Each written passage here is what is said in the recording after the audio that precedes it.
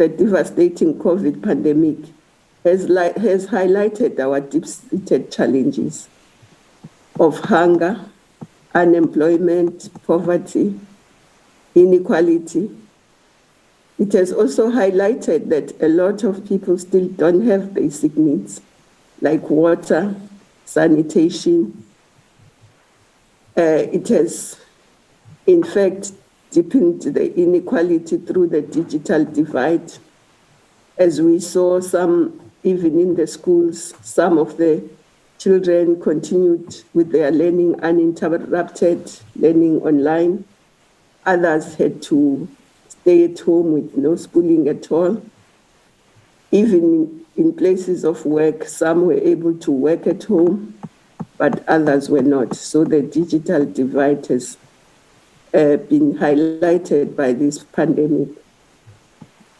But of course, Program Director, government has, with all the stakeholders, SALGA and others, introduced the district development model, which undertakes to maximize impact by coordinating and integrating our work at the local government sphere. This will improve service delivery whilst creating wealth where the people live. The district development model approach will improve the coherence and impact of government service delivery in the 44 districts and 8 metros. This approach facilitates for cohesive planning, budgeting, and implementation, as well as monitoring and evaluation. To complement the DDM efforts and set us on a sustainable recovery and growth path, the National Economic Reconstruction and Recovery Plan places municipalities at the center of unleashing the potential of the economy through infrastructure rollout that will transform the landscape of our cities, towns, and villages. Moreover, to stimulate employment, particularly in local communities, we need to harness the energies and capabilities of the wider society, especially the youth, women, civil society. Of course, we have to work with the private sector and also implement innovative public employment programs. The real work of establishing effective and efficient local government has begun. There is a good foundation, but it requires national commitment to drive as we reimagine our future.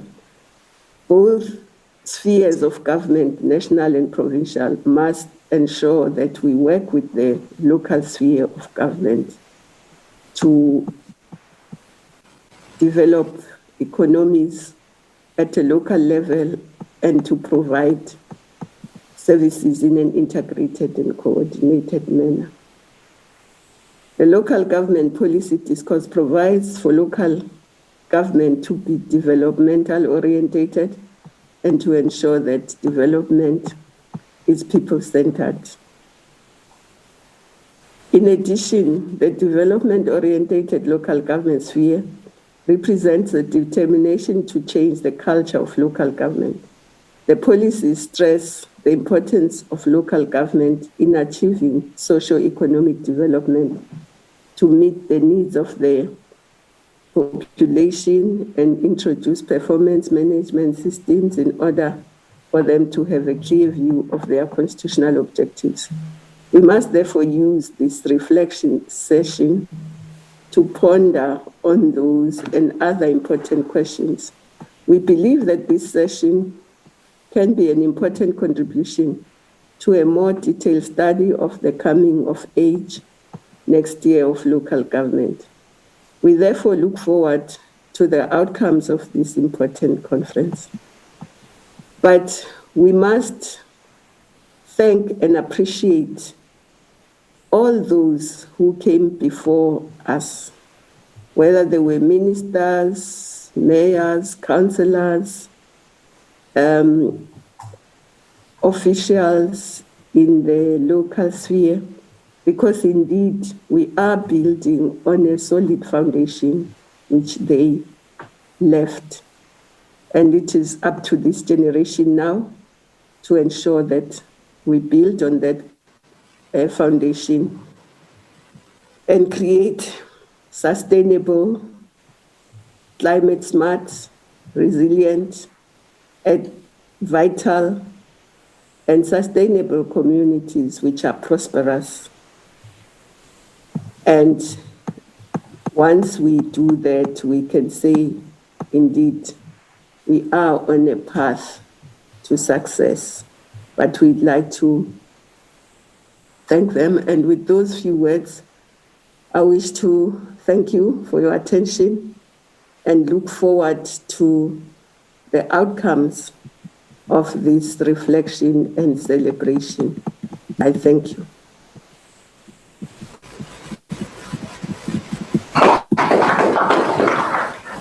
Thank you so much to the Honourable Dr. Nkosazana Dlamini-Zuma. Minister, thank you so much for your reflections. We will infuse our conversations over the next 2 days with some of your remarks. I think some of those remarks are absolutely critical, particularly to the self-examination that's going to happen a little bit later. I'm not going to draw from the Minister's remarks and summate them. They were clear enough. We are a little bit behind, but we are grateful that she was able to join us, and I will refer back to her remarks during the course of the day. Next, we will be hearing from His Excellency, Honorable Cyril Ramaphosa, who of course is the President of the Republic of South Africa. The President has been waiting for us, and while doing so, listening to the remarks from one of his cabinet ministers. Good morning to you, Mr. President. We welcome you to this National Members Assembly for the next 2 days. I know you have an incredibly busy schedule. We're waiting for the family meeting as well. But first up, we welcome you to this particular gathering, and it is a delight to have the President be part of this meeting, and I look forward to the remarks as well. If technology, of course, will hold, if the feed is working, then we will hear from the President. I'll just...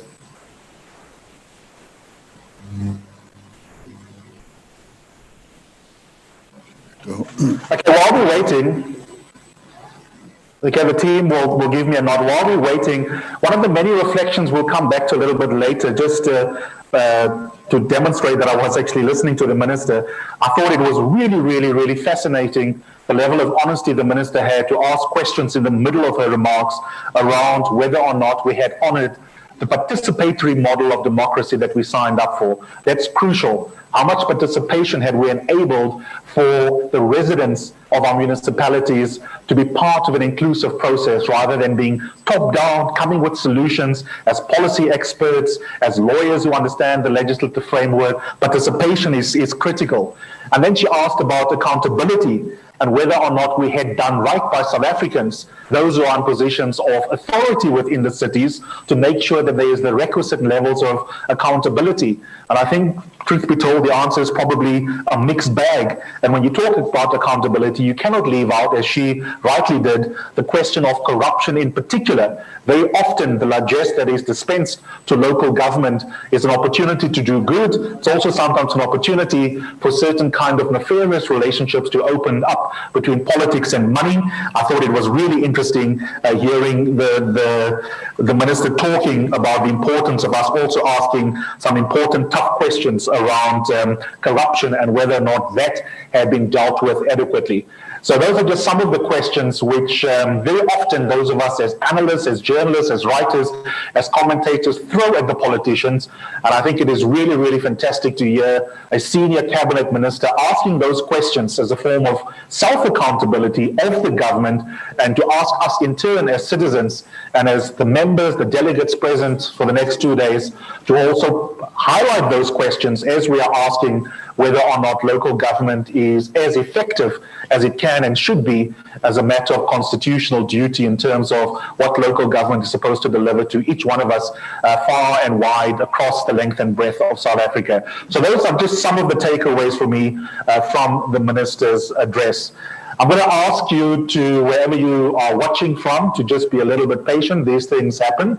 And hopefully within the next minute or two, we will have that feedback. We did see the president just a minute ago.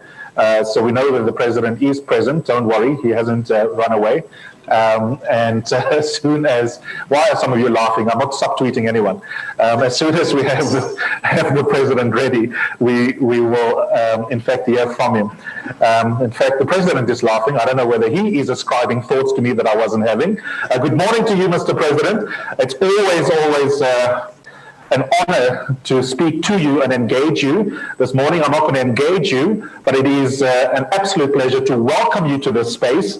And the floor virtually is all yours. Thank you so much for your patience. We really appreciate it. Well, thank you very much, Program Director. It's always a pleasure to listen to you and the way in which you analyze issues and matters. Minister of Cooperative Governance and Traditional Affairs, Dr.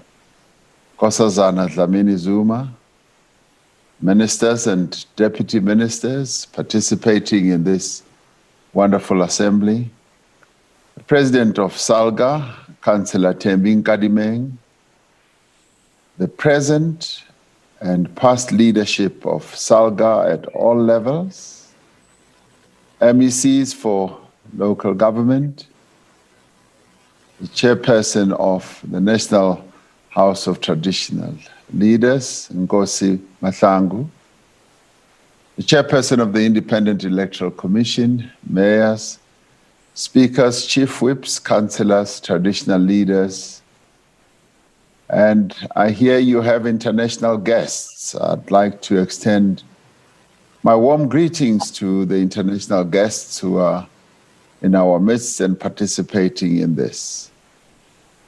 Thank you very much for the invitation, President Nkadimeng, to address the SALGA National Members Assembly. When you invited me, I felt quite honored, and I am delivering on your invitation. It is almost 20 years to the day since we held the first fully representative local government elections in democratic South Africa, elections that we held on the 5th of December in the year 2000. Since then, the mission of local government has been, in the words of our Constitution, to improve the quality of life of all citizens and free the potential of each person. We meet today to reflect on our progress over the last 2 decades towards the realization of that mission and to continue to outline the tasks ahead. We are doing so in the midst of a profound crisis that's been brought about by the global coronavirus pandemic. This crisis has had a devastating impact on human health, on our economy, on livelihoods, on businesses, and indeed on the service delivery that you are all supposed to provide to our people. COVID-19 has been a setback for all spheres of governance, and the great task before us is not only to regain lost ground and momentum, but to rebuild with added agency. We are now in the phase of recovery and reconstruction, a phase that will be difficult and long, a phase that will also require the utmost dedication and effort from all of us. Local government is the nerve center of service delivery, but it is also the nerve center of socioeconomic development and of driving our efforts to build a truly democratic integrated, prosperous, non-sexist and non-racial society. As SALGA, you are at the forefront of transforming our country, but also transforming local government to make it fit for purpose and so that it can serve our people and meet their needs. Yours is a constitutionally derived mandate to bring development and opportunities to the people of South Africa. As we mark 20 years of democratic local government, there are a number of questions that we must ask ourselves. And some of those questions are, firstly, we must ask ourselves whether local government has been effective in overcoming the injustices of the past. And we can enumerate the injustices. They are plentiful. Secondly, we need to ask ourselves, what progress have we made in improving the quality of life for our citizens through our local government structures? Thirdly, we should ask ourselves whether local government has advanced effective and ethical governance. We could ask ourselves many, many more questions that go to the real heart of the impact that we may or may not have had on the lives of our people. It is undeniable that over the past 20 years, local government has been a key driver of development in our communities, both economically, politically, socially, and in many other ways. Our progress has been substantial, and the quality of life of millions of our people has been affected through local government activity, but has also been improved. We now have schools, libraries where there were no libraries. We have clinics where there were no clinics before. They now exist. And they exist at local government level. Communities now have sanitation and clean drinking water where they were once forced to fend for themselves. Homes have been electrified and streets have been paved in a number of places around our country. The provision of services has, over the course of 20 years, lifted millions of our people out of poverty and enabled them to enjoy an improving quality of life. But we must all admit that local government, whilst it has done a lot of things to benefit our people, that it also faces a number of very serious challenges. A measure of the extent of these challenges are the poor municipal audit outcomes. The latest report from the Auditor General points to serious lapses of governance and financial management in our municipalities. Our departed Auditor General, Mr. Kimi Makwetu, may his soul rest in peace, often reported to me very sadly about the performance of our local government entities. For the 2018-2019 financial year, only 20 of our country's 257 municipalities got clean audits. This, colleagues, is less than 8%. Furthermore, these outcomes appear to be worsening each year rather than improving, which should be the natural progression of everything that we do. Improve and improve. Many of the challenges facing our municipalities are inherited.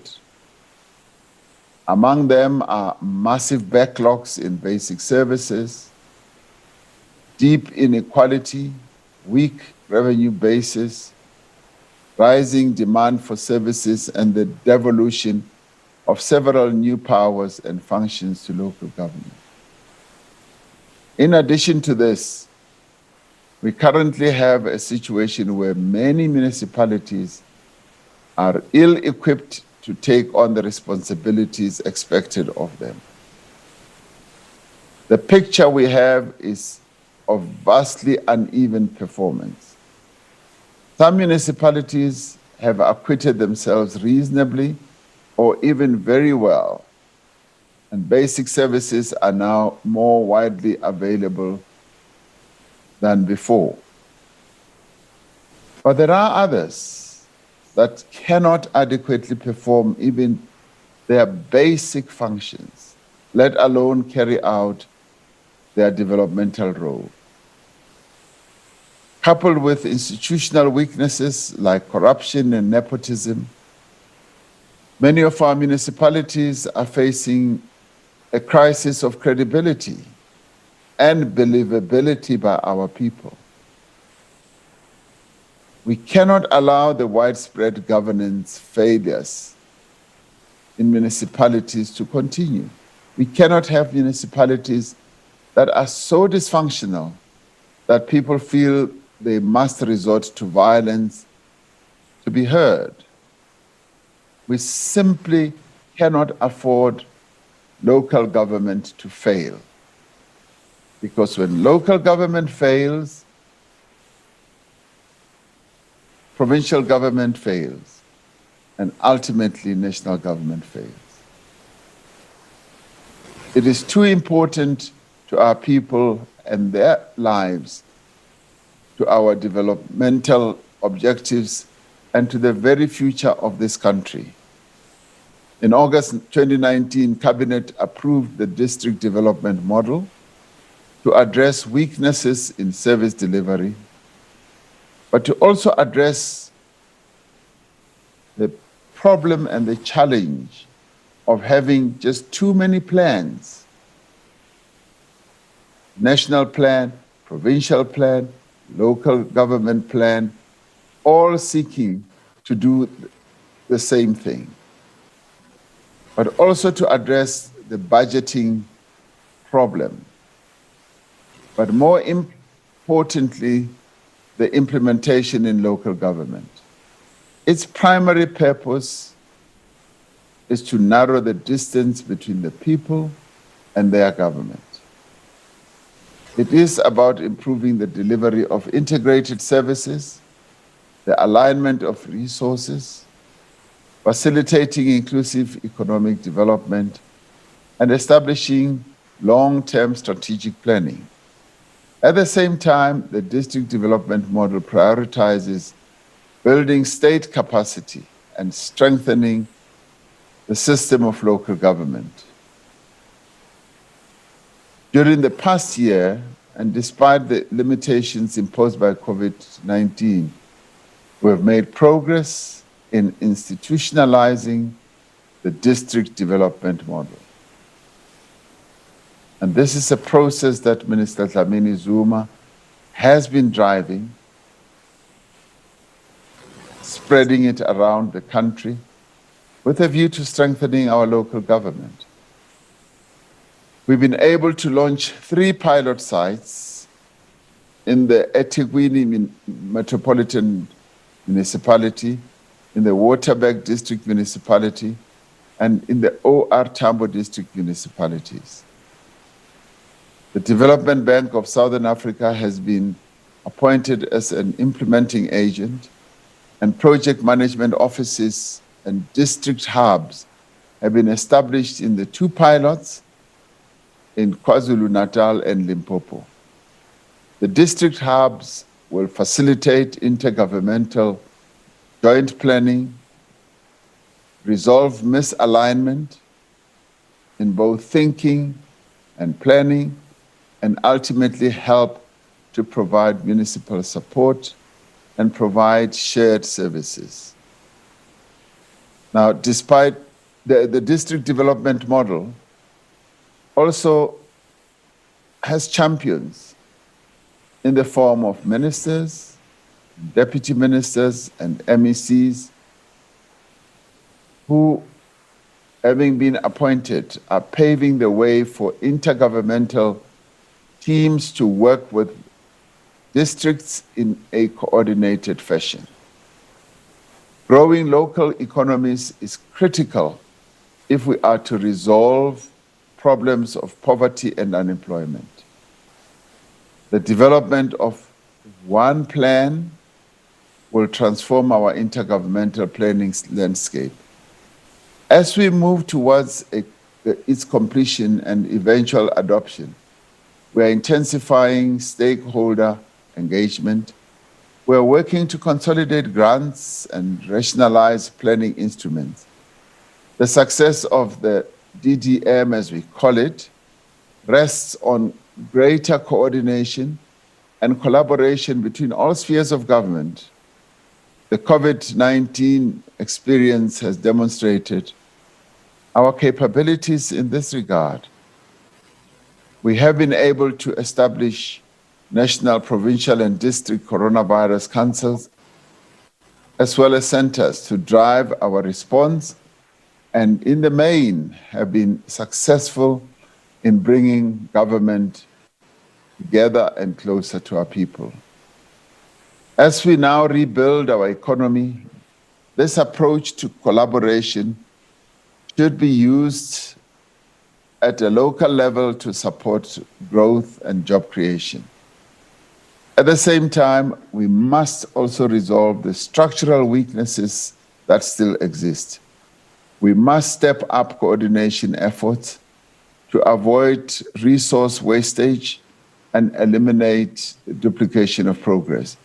We must also ensure that all government programs address community needs and that they contribute to developmental objectives such as poverty reduction and employment creation. Our experience with this pandemic has demonstrated the importance of political leadership in forging collaborative public service networks. We must address constraints at municipal level that continue to contribute to weaken or result in poor performance, including capacity building and skills training. We have to attend with urgency to the issue of maintenance of municipal infrastructure. The speed and responsiveness of national government to COVID-19 shows that this certainly can be done where possible. SALGA has a clear strategic role to play in supporting its members to fulfill their developmental obligations. I call on you to continue to be an active participant in the intergovernmental relations system, to provide common policy positions on key issues, to continue to represent local government interests, and to provide solutions to challenges that are currently facing our local government. We remain unwavering in our determination to build a society that guarantees a better life for all.